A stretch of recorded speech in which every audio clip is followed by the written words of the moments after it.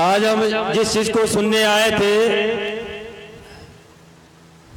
आज हम लोग वो जानकारी हासिल करके चाहेंगे ताकि समाज में हम बता सके, समझा सके कि हम लोगों की वोट की वैल्यू जीरो कैसे हो गई।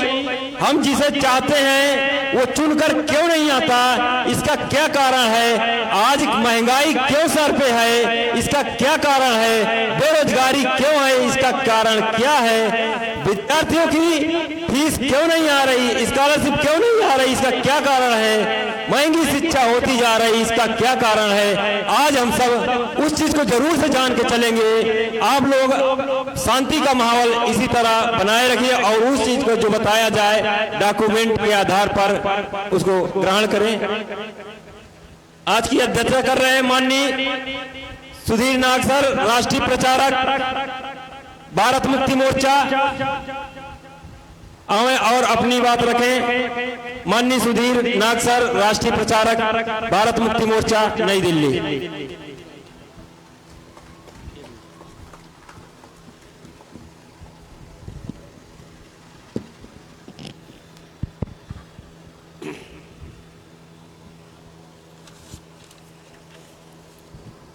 साथियों, भारत मुक्ति मोर्चा बहुजन क्रांति मोर्चा के माध्यम से आज जो कब्जा बरकरार रखा है वो कब्जा केवल और केवल मनी माफिया मीडिया के माध्यम से और ईवीएम के माध्यम से ये कब्जा बरकरार रखा है। इस जो कब्जा बरकरार रखा है, इस कब्जे के वजह से हमारे लोग, मूल निवासी बहुजन समाज के लोग आज जो परेशानी, आज जो समस्या, उनके सामने जो समस्या निर्माण है, मूल निवासी बहुजन समाज के सामने आज हजारों समस्या है और हजारों समस्या में सबसे बड़ी समस्या गुलामी है। तो ये यात्रा निकालकर हम लोगों को ये बताना चाहते हैं कि इस सबसे बड़ी आज के तारीख में अगर कौन सी सबसे बड़ी समस्या है तो आज के तारीख में ईवीएम के माध्यम से जो भी सरकारें बनती थी वो सरकारें 80 के शतक में अगर आप देखते हैं तो 80 के शतक में जो सरकारें बनती थी वो सरकारें अस्थिर सरकारें बनती थी। जो सरकारें बनती थी वो जो कम समय की सरकारें बनती थी और ये सारा नतीजा किस वजह से हुआ था। कांशीराम साहब ये बोलते हैं कि बहुजन समाज निर्माण होने की प्रक्रिया जब भारत में शुरू हुई उसका नतीजा हमें दिखाई देता है कि भारत में जो सरकारें बनने लगी ये सरकारें अस्थिर सरकारें बनने लगी, क्योंकि उसका कारण ये था, ये सरकारें बनने के पीछे का जो कारण था, अस्थिर सरकारें बनने के पीछे का कारण ये था बहुजन समाज बनने की प्रक्रिया। तो 2004 के पहले जो भारत में स्थिति हमें दिखाई दे रही थी और 2004 के बाद हमें ये दिखाई देने लगा कि 3.5% ब्राह्मणों की जो सरकारें, जो गवर्नमेंट, जो पार्टियां, आधार खोती हुई पार्टियां, जनाधार खोती हुई पार्टियां, उनका जनाधार बढ़ता हुआ नजर हमें आने लगा। 2004 के बाद 2004 के बाद हमें क्या दिखाई देने लगा। कांग्रेस, कभी कांग्रेस दिखाई देती है, कभी बीजेपी दिखाई देती है। कांग्रेस कभी कांग्रेस आएगी तो कभी बीजेपी आती है, बीजेपी जाएगी तो कांग्रेस आएगी, कांग्रेस जाएगी तो बीजेपी आएगी। ये हमें हमारे सामने दिखाई देता है। और जिनकी संख्या ज्यादा है, जिनकी संख्या बहुजन, मूल निवासी बहुजन समाज की संख्या 85%, जिनकी संख्या ज्यादा है, बहुसंख्यांक लोग है, अल्पसंख्याक लोगों का बहुसंख्याक लोगों पर राज नहीं हो सकता। मगर हमें दिखाई क्या देने लगा, 2004 के बाद हमें दिखाई ये देने लगा कि अल्पसंख्याक लोगों का, ब्राह्मणों का पूरी तरह से शासन व्यवस्था पर कब्जा, और ये कब्जा बरकरार रखने के लिए उन्होंने ईवीएम लाया। 2004 में कांग्रेस ने घोटाला किया। 2004 में कांग्रेस ने ईवीएम में घोटाला करके लोकसभा का चुनाव जीता। 2009 में भी कांग्रेस ने घोटाला करके लोकसभा का चुनाव जीता। इसके सारे सबूत हमारे पास है। 2004 का एक महत्वपूर्ण बात आपको यहां 2004 की बताना चाहूंगा। तमिलनाडु से सुब्रमण्यम स्वामी मदुरई से चुनाव लड़ रहे थे। उनको उनके एरिया में 1500 बूथों में से 1500 बूथों में से 500 बूथों पर 0, 1, 2, 3 ऐसे वोट मिले। 500 बूथों पर सुब्रमण्यम स्वामी को 0, 1, 2 या 3 500 बूथों पर इतने कम वोट मिले। कहीं पर 0 वोट मिला। सुब्रमण्यम स्वामी ने 2004 में वहां से सुब्रमण्यम स्वामी जो कभी प्लानिंग कमीशन में थे, उन्होंने ईवीएम के विरोध में बोलना शुरू किया और उन्होंने चुनाव आयोग के विरोध में बोलना शुरू किया। जब उन्होंने ईवीएम के विरोध में बोलना शुरू किया, चुनाव आयोग के विरोध में बोलना शुरू किया, सुब्रमण्यम स्वामी ने ईवीएम को लेके पब्लिक स्टेटमेंट दिया। क्या पब्लिक स्टेटमेंट दिया? जब बैलेट से चुनाव होता था, सुब्रमण्यम स्वामी का स्टेटमेंट आप लोगों को बताना चाहता हूं। जब बैलेट से चुनाव होता था तो धांधली होती थी, मगर वो धांधली कितनी होती थी? कहीं होती थी माइनर लेवल पर, माइक्रो लेवल पर। बैलेट से जब चुनाव होता था तो माइक्रो लेवल पर धांधली होती थी, मगर ईवीएम से जब से चुनाव होने लगा तो ये होलसेल फ्रॉड होने लगा। होलसेल फ्रॉड होने लगा और बैलेट से जो फ्रॉड होता था उसको सुब्रमण्यम स्वामी ने कहा कि उसको रिटेल फ्रॉड कहा। माइनर एकदम कम कहीं पर होता था, मगर जब से ईवीएम से चुनाव होने लगा 2004 से तो गड़बड़ी होने लगी, धांधली होने लगी। और 2004 में पहली बार कांग्रेस ने घोटाला करके चुनाव जीता। इस बात को लेकर 2009 में सुब्रमण्यम स्वामी ने दिल्ली हाई कोर्ट में केस किया। जब दिल्ली हाई कोर्ट में सुब्रमण्यम स्वामी गए, दिल्ली के सुप्रीम कोर्ट की बात नहीं कर रहा हूं, दिल्ली हाई कोर्ट की बात कर रहा हूं। दिल्ली हाई कोर्ट में सुब्रमण्यम स्वामी ने केस डाला। चुनाव आयोग ने सुब्रमण्यम स्वामी को ये कहा कि आपने पब्लिकली स्टेटमेंट दिया है, बयान दिया है कि ईवीएम में घोटाला होता है, तो आप इसको साबित करने के लिए आप हमारे दिल्ली के निर्वाचन सदन में, दिल्ली के इलेक्शन कमीशन के ऑफिस में अपने टेक्निकल एक्सपर्ट लोगों को लेके आओ। चुनाव आयोग ने सुब्रमण्यम स्वामी को ये कहा कि आपके पास जो टेक्निकल लोग हैं, एक्सपर्ट लोग हैं, उनको आप हमारे ऑफिस में लेके आओ। सुब्रमण्यम स्वामी ने उनके पास जो टेक्निकल लोग थे, हरिप्रसाद जो टेक्निकल एक्सपर्ट हैदराबाद से, और जीवीएल नरसिम्हा राव जो आज आपके उत्तर प्रदेश के राज्यसभा के मेंबर है, आंध्र प्रदेश का ब्राह्मण, आंध्र प्रदेश का ब्राह्मण जो आज आपके उत्तर प्रदेश से राज्यसभा का बीजेपी का मेंबर है, उन्होंने 2010 में बुक लिखा डेमोक्रेसी एट रिस्क। सुब्रमण्यम स्वामी ने हरिप्रसाद, जीवीएल नरसिम्हा राव और उनके ग्रुप को लेके इलेक्शन कमीशन के ऑफिस में गए, दिल्ली में गए, निर्वाचन सदन के ऑफिस में गए, दिल्ली में गए। ऑफिस में जाने के बाद वहां पर कौन थे? इलेक्शन कमीशन के लोग, इलेक्शन कमीशन की टेक्निकल एक्सपर्ट कमेटी। मैं जो बात आप लोगों को बता रहा हूं, गौर से सुनना, बहुत महत्वपूर्ण बात मैं आप लोगों को बताना चाहता हूं। चुनाव आयोग किस तरह से बदमाशी कर रहा है, चुनाव आयोग देशद्रोही गतिविधि में किस तरह से शामिल है, आप लोगों के वोटों की चोरी, आप लोगों का भविष्य का सत्यानाश चुनाव आयोग किस तरह से कर रहा है।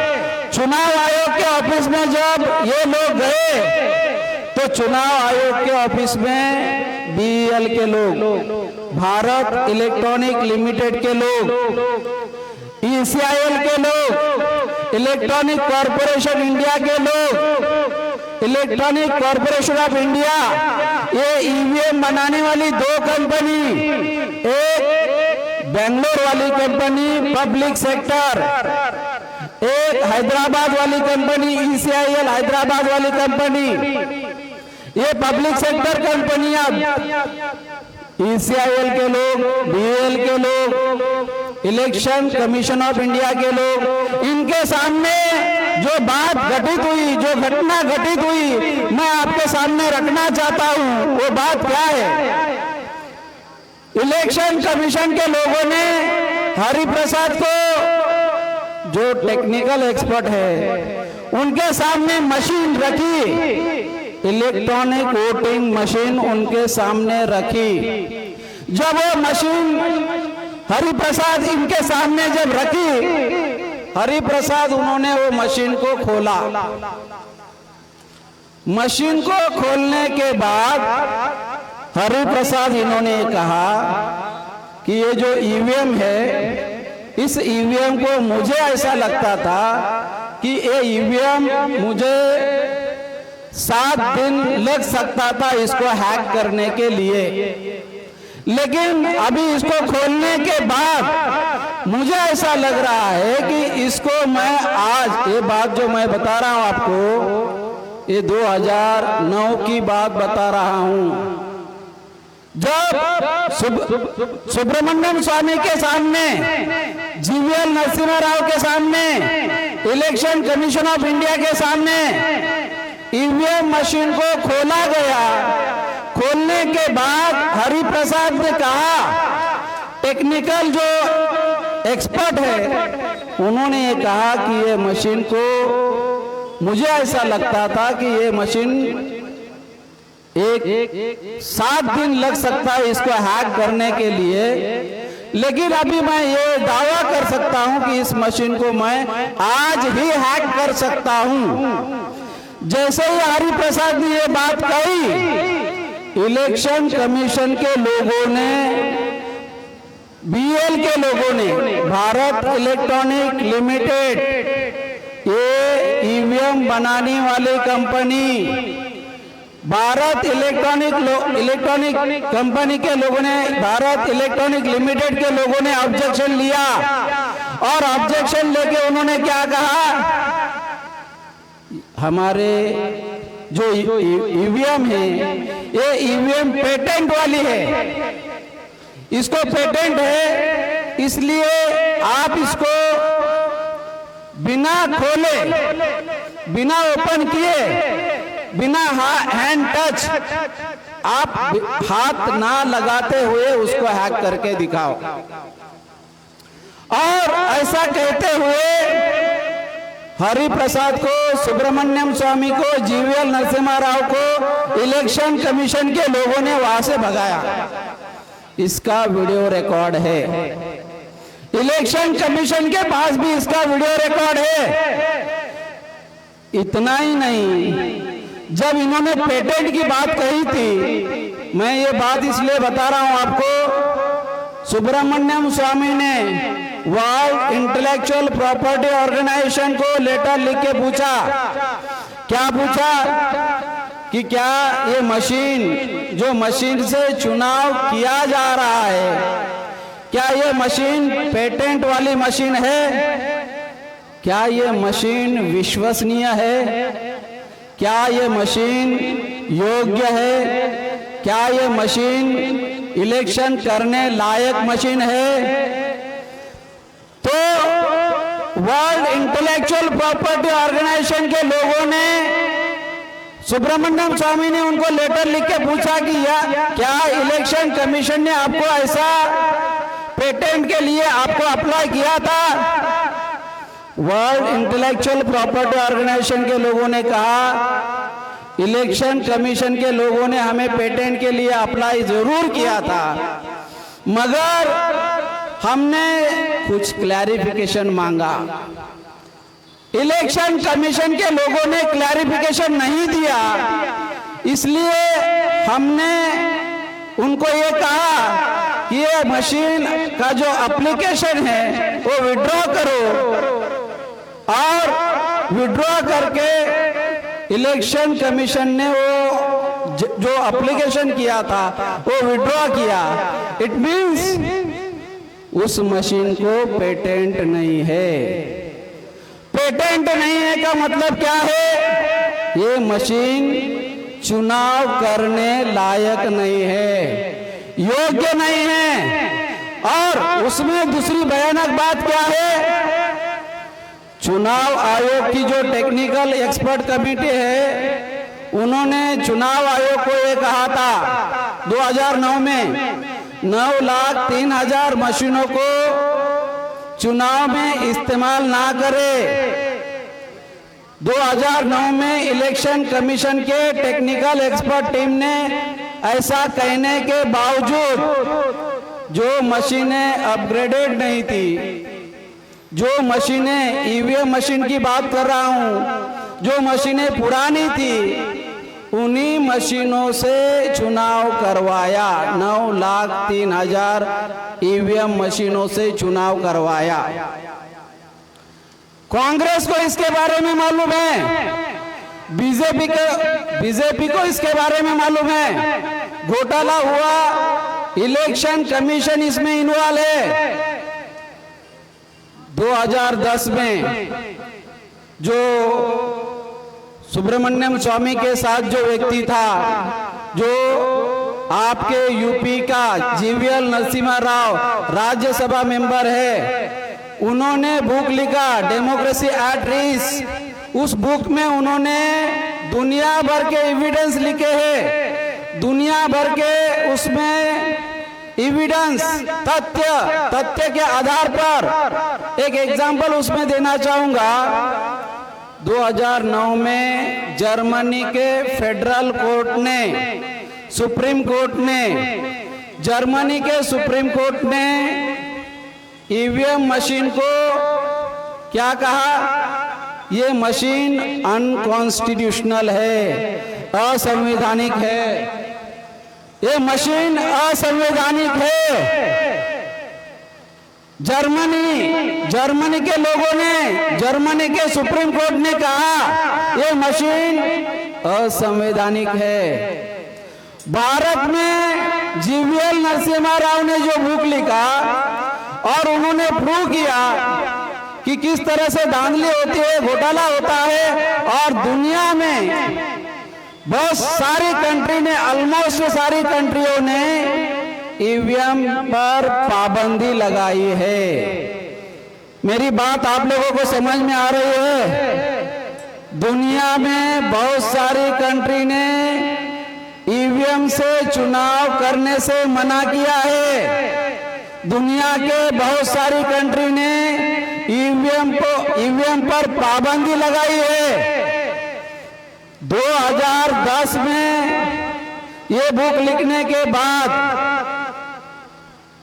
जो हरि प्रसाद है, इन्होंने फॉरेन के टेक्निकल एक्सपर्ट लोगों के साथ डेमो करके बताया, इंडिया के ईवीएम को लेके डेमो करके बताया, इंडिया के, भारत के ईवीएम को लेके डेमो करके बताया कि ये मशीन घोटाला इससे किया जा सकता है, इस मशीन को हैक किया जा सकता है। 2012 में सुब्रमण्यम स्वामी की केस को दिल्ली के हाई कोर्ट ने रिजेक्ट किया और सुब्रमण्यम स्वामी सुप्रीम कोर्ट में गए। सुब्रमण्यम स्वामी ने सारे सबूतों के साथ सबूतों के साथ सुप्रीम कोर्ट में सारे सबूत पेश किए और सारे सबूत पेश करने के बाद 8 अक्टूबर 2013 को सुप्रीम कोर्ट ने जजमेंट दिया। 8 अक्टूबर 2013 को सुप्रीम कोर्ट ने क्या जजमेंट दिया? सुप्रीम कोर्ट ने सुप्रीम कोर्ट ने ये जजमेंट दिया, without VVPAT free fair and transparent election can not possible. EVM के साथ वीवीपीएटी मशीन, पर्ची निकालने वाली मशीन अगर आप लगाते नहीं हो तो free fair and transparent election संभव नहीं है। तो ये जिम्मेदारी चुनाव आयोग की सुप्रीम कोर्ट ने लगाई। सुप्रीम कोर्ट संवैधानिक संस्था, चुनाव आयोग संवैधानिक संस्था। चुनाव आयोग ने जो जजमेंट सुप्रीम कोर्ट ने दिया, उस जजमेंट को 2014 को लेके 2014 में जो लोकसभा का इलेक्शन हुआ, उस इलेक्शन में सुप्रीम कोर्ट ने फेज वाइज वीवीपीएटी मशीन लगाने का जजमेंट दिया। ये सुप्रीम कोर्ट के लेवल पर मैनेजमेंट था और 8 अक्टूबर 2013 को जो जजमेंट दिया गया, उसके पहले ही सुब्रमण्यम स्वामी ने उनके पार्टी को, जनता पार्टी, भारतीय जनता पार्टी नहीं, सुब्रमण्यम स्वामी की जो पार्टी थी जनता पार्टी, बीजेपी में उन्होंने अपनी पार्टी मर्ज की 1 महीना पहले। 8 अक्टूबर 2013 के जजमेंट के पहले 11 अगस्त को सुब्रमण्यम स्वामी को चुप करने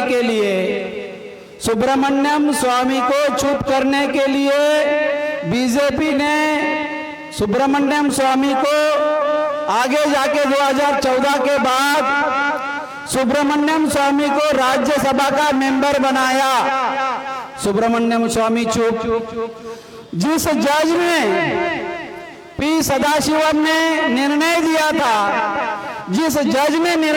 था कि without VVPAT free fair and transparent election नहीं हो सकता, उस जज को केरला का गवर्नर बनाया गया।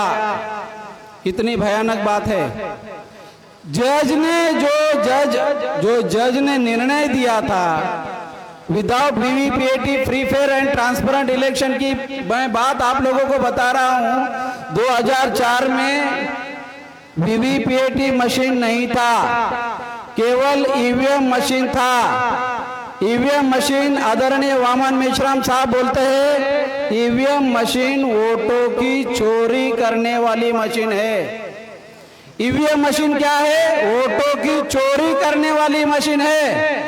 इसलिए सुप्रीम कोर्ट ने जजमेंट क्या दिया? Without VVPAT free fair and transparent. Free fair and transparent का मतलब क्या होता है?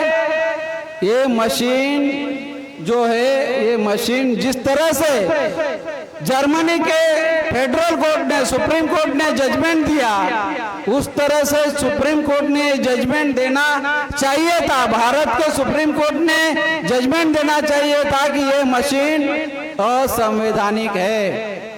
2014 में वीवीपीएटी मशीन लगाना चाहिए था।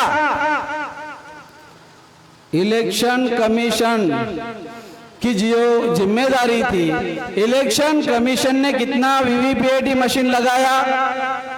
0.33%।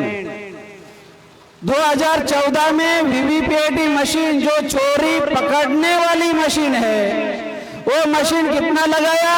0.33%, मतलब 99.67% वीवीपीएटी मशीन लगाया नहीं। एक तो सुप्रीम कोर्ट का जो जजमेंट है, सुप्रीम कोर्ट के जजमेंट को मीडिया ने हाईलाइट करना चाहिए था। मेन स्ट्रीम मीडिया ने, इलेक्ट्रॉनिक मीडिया ने, अखबारों ने इसको बहुत पब्लिसिटी करना चाहिए था। मीडिया जो ब्राह्मण बनिया मीडिया है, ब्राह्मण बनिया मीडिया ने इसके ऊपर चुप्पी साध के रखी थी। मीडिया ने पूरी तरह से इस न्यूज को, लैंडमार्क जजमेंट को पूरी तरह से ब्लैकआउट किया।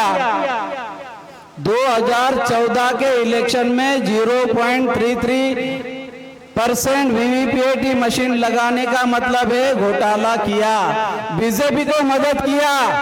और जो इलेक्शन कमीशन की टेक्निकल एक्सपर्ट टीम है, टेक्निकल एक्सपर्ट कमेटी है, उन्होंने जो कहा था 2009 में जो मशीनें यूज की थी, सेम मशीनों को 9,03,000 मशीनों को 2014 में यूज किया, घोटाला किया। 2014 में घोटाला हुआ और उस घोटाले का फायदा बीजेपी को हुआ। 2014 के घोटाले का फायदा बीजेपी को हुआ। 2014 के घोटाला किया, घोटाले के सबूत ईवीएम में थे, घोटाले के सबूत ईवीएम मशीन में थे। इसलिए 1 महीने में नतीजे डिक्लेयर करने के बाद 1 महीने में 9,03,000 ईवीएम को कबाड़ घोषित किया। चुनाव आयोग ने हमारे भविष्य के साथ किस तरह से धोखेबाजी हो रही है, खिलवाड़ हो रहा है, आप लोगों को समझना होगा। हमारे भविष्य के साथ किस तरह से धोखेबाजी हो रही है और इस धोखेबाजी में चुनाव आयोग किस तरह से इन्वॉल्व है। चुनाव आयोग राष्ट्रद्रोही गतिविधि में शामिल है। चुनाव आयोग के विरोध में हम लोग डेली बोल रहे हैं। चुनाव आयोग को मेश्राम साहब, आदरणीय वामन मेश्राम साहब बोल रहे हैं कि चुनाव आयोग के बारे में क्या बोल रहे हैं? ईवीएम मशीन चोर है, चुनाव आयोग चोरों का सरदार है।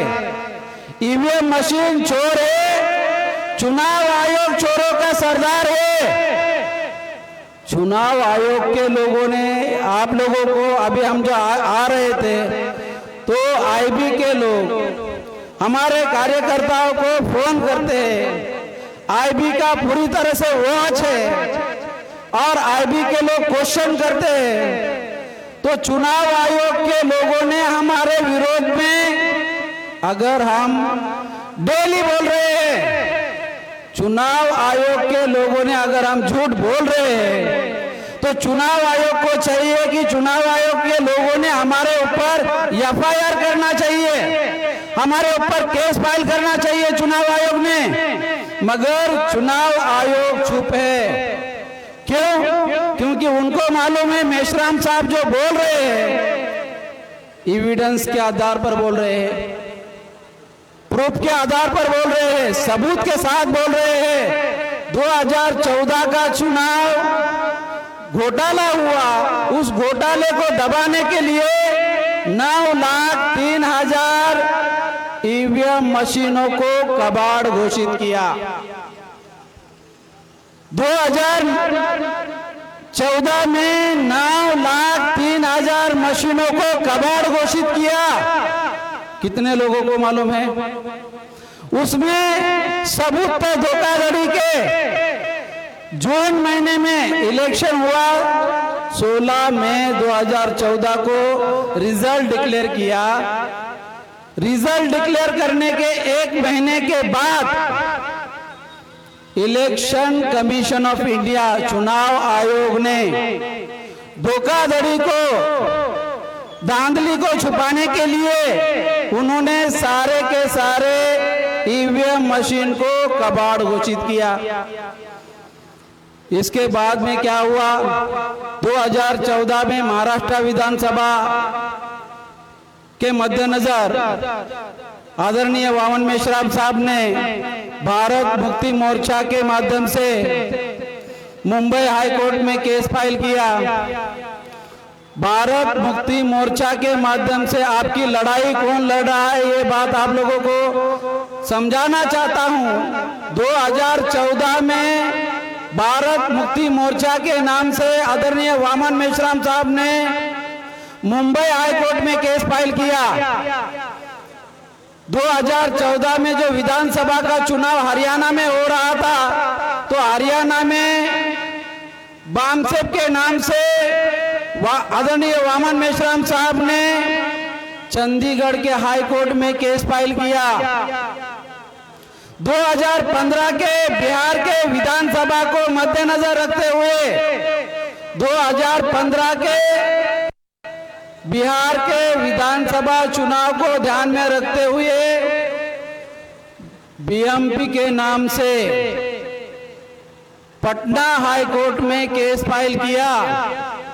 क्या केस फाइल किया? 8 अक्टूबर 2013 को जो जजमेंट सुप्रीम कोर्ट ने जो जजमेंट दिया, वो जजमेंट क्या था? वीवीपीएटी मशीन लगाने के बारे में जजमेंट था। तो तीनों जगह मेश्राम साहब के माध्यम से उन्होंने कहा कि वीवीपीएटी मशीन लगाने का जो आदेश चुनाव आयोग को जो सुप्रीम कोर्ट ने जो आदेश दिया हुआ है, उस आदेश का पालन चुनाव आयोग क्यों नहीं कर रहा है? इसको लेके मेश्राम साहब ने हाई कोर्ट में केस डाला। मुंबई हाई कोर्ट के केस का निर्णय 2018 को आया। चंडीगढ़ हाई कोर्ट का निर्णय, चंडीगढ़ हाई कोर्ट ने यह कहा कि आप सुप्रीम कोर्ट में चले जाओ। पटना हाई कोर्ट ने सुनवाई नहीं की। पटना हाई कोर्ट ने सुनवाई नहीं की, बाद में उस केस को रिजेक्ट किया। धोखेबाजी किस तरह से हो रही है। और इसको लेके मेश्राम साहब ने आरटीआई के माध्यम से इलेक्शन कमीशन को लेटर लिखा, और लेटर, लिखित लेटर हमारे पास अवेलेबल है, सबूत के साथ बात कर रहे हैं। आरटीआई के माध्यम से आदरणीय वामन मेश्राम साहब ने चुनाव आयोग को लेटर लिखा।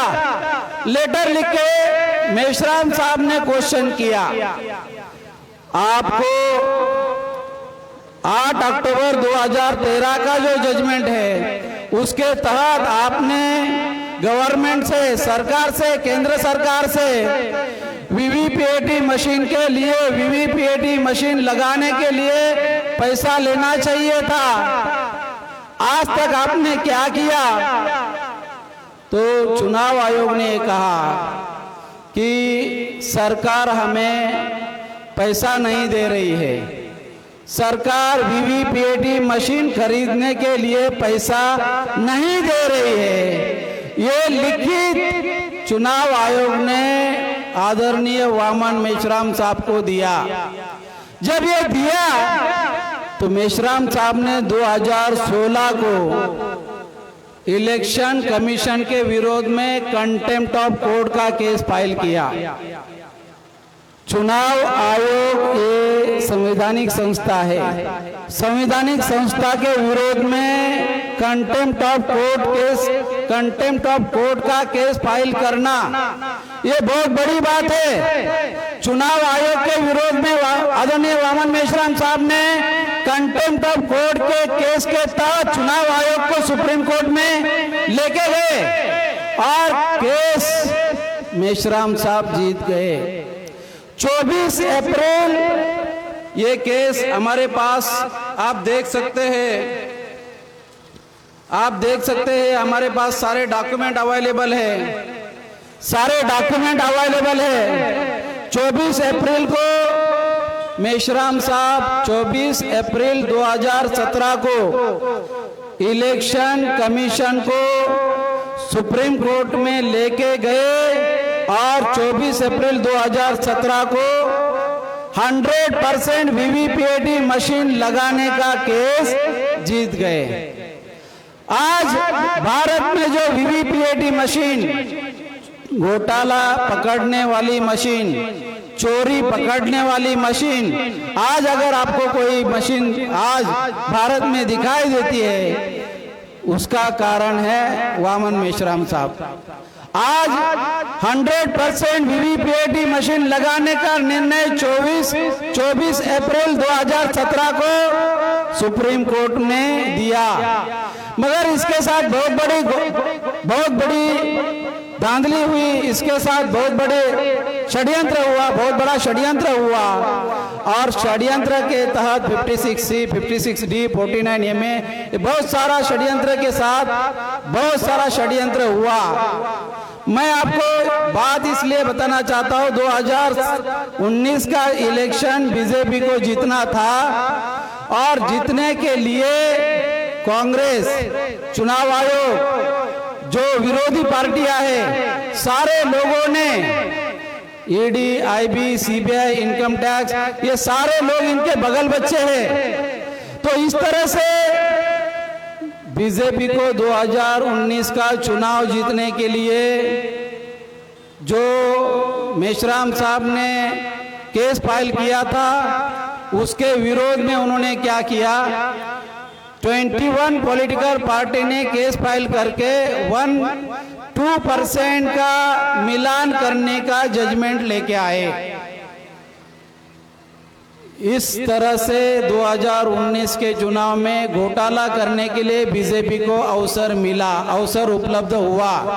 2019 का जो इलेक्शन है, वो इलेक्शन के बारे में आप लोगों को 2-4 मिनट में बता के मेरी बात खत्म करना चाहूंगा। 2019 का जो इलेक्शन है, 2019 में बीजेपी ने घोटाला किया और घोटाला करके चुनाव जीता। 23 मई को इलेक्शन कमीशन ने रिजल्ट डिक्लेयर किया। 23 मई को रिजल्ट डिक्लेयर किया 2019 का। 5 दिन के बाद इलेक्शन कमीशन ने उनके वेबसाइट पर रिजल्ट पब्लिश किया। रिजल्ट पब्लिश कितना किया? केवल 4 पेज का रिजल्ट पब्लिश किया। इलेक्शन कमीशन ने उनके वेबसाइट पर केवल 4 पेज का रिजल्ट पब्लिश किया। इलेक्शन हुआ 7 पेज में, 7 पेज में इलेक्शन हुआ और इलेक्शन कमीशन ने केवल 4 पेज का रिजल्ट पब्लिश किया। जितना रिजल्ट पब्लिश किया, 373 सीट का रिजल्ट पब्लिश किया, उसमें 220 लोकसभा सीट पर ज्यादा वोट निकले। 220 लोकसभा सीट पर ज्यादा वोट निकले। 153 सीट पर जितना लोगों ने वोट डाला, उससे कम वोट निकले। तो इतना बड़ा घोटाला हुआ। इस घोटाले के बारे में इलेक्शन कमीशन के लोगों को बताया गया कि ये आपने जो आंकड़े आपके वेबसाइट पर डाले, ये आंकड़े मिसमैच वाले आंकड़े हैं। इलेक्शन कमीशन ने सारे के सारे आंकड़े डिलीट कर दिए। 1 जून 2019 को इलेक्शन कमीशन ने उनके वेबसाइट पर प्रेस नोट लिखा। क्या लिखा? ये प्रेस नोट हमारे पास अवेलेबल है। इलेक्शन कमीशन के वेबसाइट पर जो प्रेस नोट लिखा हुआ है, ये प्रेस नोट में क्या लिखा है?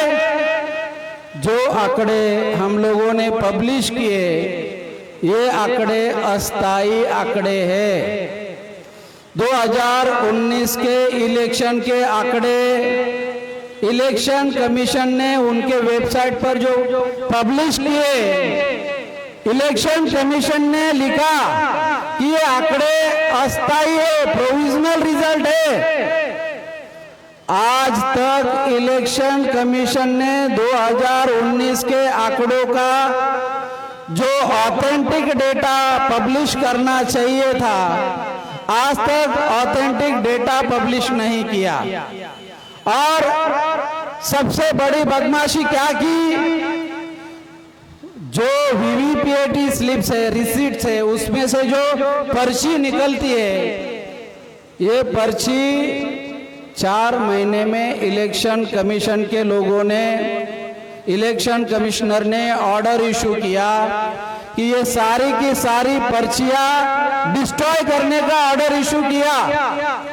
4 महीने में आपको हैरानी होगी, परेशानी होगी, ये इतना भयंकर षड्यंत्र चल रहा है, लोकतंत्र के साथ इतना भयानक षड्यंत्र हो रहा है, इसका अंदाजा हमारे लोगों को नहीं है। 4 महीने में सारी की सारी पर्चियां, जिसमें धांधली के सबूत थे, घोटाले के सबूत थे, as per election conduct rule 1961-94B, इस क्लॉज के तहत वो पर्चियां 1 साल रखना चाहिए था, मगर चुनाव आयोग ने सारी की सारी पर्चियां नष्ट कर दी। इतनी भयानक बात है, 2019 का जो चुनाव है, उस चुनाव की सारी पर्चियां 4 महीने में नष्ट की, उसके बारे में सुप्रीम कोर्ट में केस गया हुआ है। इसको लेके सुप्रीम कोर्ट में केस गया हुआ है कि इलेक्शन कमीशन, जब इसको सुप्रीम कोर्ट में केस गया, जो बात मैं आप लोगों को बता रहा हूं, ये बहुत महत्वपूर्ण बात है। केवल हमें, जो हम लोग प्रोग्राम करना हमारा मकसद नहीं है, केवल हमारे दिमाग में देश में क्या चल रहा है, हमें ये समझना है कि देश में किस तरह से हमारे साथ, हमारे भविष्य के साथ खिलवाड़ हो रहा है, ये बात हमें समझना होगा। चुनाव आयोग के विरोध में सुप्रीम कोर्ट में जब केस गई, 27 फरवरी 2020 को सुप्रीम कोर्ट में चुनाव आयोग के विरोध में केस गई, और चुनाव आयोग को ये पूछा गया कि आपने जो पर्चियां, जिसको 1 साल रखना चाहिए था, उस पर्चियों को आपने 4 महीने में डिस्ट्रॉय क्यों किया। चुनाव आयोग ने, सुप्रीम कोर्ट ने कहा, सुप्रीम कोर्ट में चुनाव आयोग ने कहा कि हमें थोड़ा समय दिया जाए। समय दिया 4 वीक का, 4 हफ्ते का। 4 हफ्ते के बाद केंद्र सरकार ने 22 मार्च 2020 को जनता कर्फ्यू लगाया। 27 फरवरी के बाद 4 वीक काउंट कर लेना। 22 मार्च को जनता कर्फ्यू लगाया और 24 तारीख को नरेंद्र मोदी के द्वारा लॉकडाउन घोषित किया। लॉकडाउन घोषित करने के बाद सारी चर्चा का ध्यान corona corona corona, lockdown lockdown lockdown, और जो घोटाला हुआ, ये घोटाला दबाया गया। इस घोटाले के बारे में चर्चा खत्म। ये इस तरह से बहुत सारी बातें हैं साथियों। हमारे साथ जिस तरह से बाबा साहब डॉक्टर अंबेडकर ने संविधान लिखने के बाद, संविधान लागू होने के बाद, बाबा साहब को 1952 को हरवाया, 1952 को हरवाया, 1954 को हरवाया, 1956 को बाबा साहब को मरवाया। नेचुरल डेथ नहीं है। SC ST OBC माइनॉरिटी के लोग बहुसंख्याक लोग हैं, अल्पसंख्याक लोग, ब्राह्मण लोग। ब्राह्मण इस देश का 2000 साल से शासक है। ब्राह्मण विदेशी है, ब्राह्मण बाय DNA विदेशी है। ब्राह्मण जिस तरह से मुगल आए चले गए, पोर्तुगीज आए चले गए, ब्रिटिश आए चले गए, उनको जाने के लिए जमीन था चले गए। ब्राह्मण को जाने के लिए जमीन नहीं है। ब्राह्मण षड्यंत्र क्यों कर रहा है? अल्पसंख्याक है और षड्यंत्र क्यों कर रहा है? क्योंकि उसको जाने के लिए जमीन नहीं है। मुगल आए चले गए, ब्रिटिश आए चले गए, जाने के लिए जमीन था चले गए, पोर्तुगीज आए चले गए, जाने के लिए जमीन था चले गए। ब्राह्मण को जाने के लिए जमीन नहीं है। आज ब्राह्मण मेश्राम साहब का समय किल करना चाहता है, मेश्राम साहब का एज किल करना चाहता है, हमारा आंदोलन तबाह बर्बाद करना चाहता है, रिसोर्स किल करना चाहता है, हमारे लोगों को सत्ता शासन सत्ता से दूर रखना चाहता है। ये बहुत सारा षड्यंत्र चल रहा है। इसके लिए, इसके वजह से संविधान खतरे में है, इसके वजह से देश खतरे में है, लोकतंत्र खतरे में है। आज अगर कोई आपकी लड़ाई लड़ रहा है तो वामन मेश्राम साहब है। आज आपकी लड़ाई कौन लड़ रहा है? केवल और केवल 66 साल उनको, आज उनको 66 साल की उम्र में आप डेली उनके प्रोग्राम लगे हुए हैं। क्या जरूरत है उनको इस उम्र में? क्या जरूरत है डेली भागदौड़ करने की?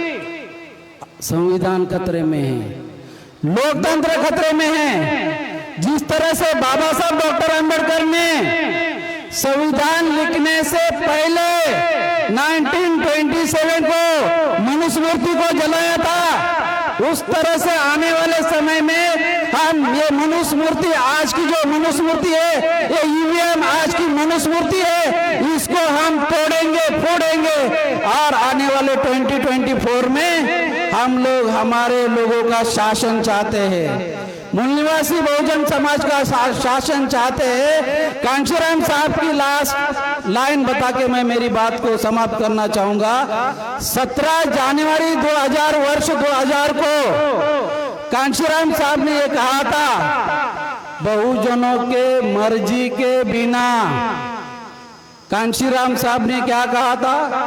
बहुजनों के मर्जी के बिना इस देश का जो सत्ता है, शासन है, इस देश का शासन चलने वाला नहीं है, सरकारें चलने वाली नहीं है। आने वाले समय में बहुजनों के मर्जी के बिना सरकारें चलना संभव नहीं होगा। 2000 में जो बात कांशीराम साहब ने कही, मगर हमें क्या दिखाई देता है? ईवीएम के मर्जी से सरकारें चल रही है। इस बात को आप लोगों को समझना होगा और संगठित शक्ति से, ये जो पूरे भारत भर में ये अभियान चल रहा है, ये संगठित शक्ति से हम लोग मुकाबला कर सकते हैं। इसके लिए हमें हमारे लोगों को जगाना है, जोड़ना है और साथ लोगों का साथ लेना है, सहयोग लेना है, समर्थन लेना है। और आने वाले 2024 में, 2025 में आरएसएस को 100 ईयर कंप्लीट हो रहे हैं। आरएसएस हर संभव प्रयास करके 2024 का चुनाव जीतने की कोशिश करेगी, हर संभव प्रयास करके। इसलिए हमें उसको रोकना है। रोकने के लिए आप साथ सहयोग करेंगे, इसी उम्मीद के साथ आपने मेरी बात सुनी। धन्यवाद।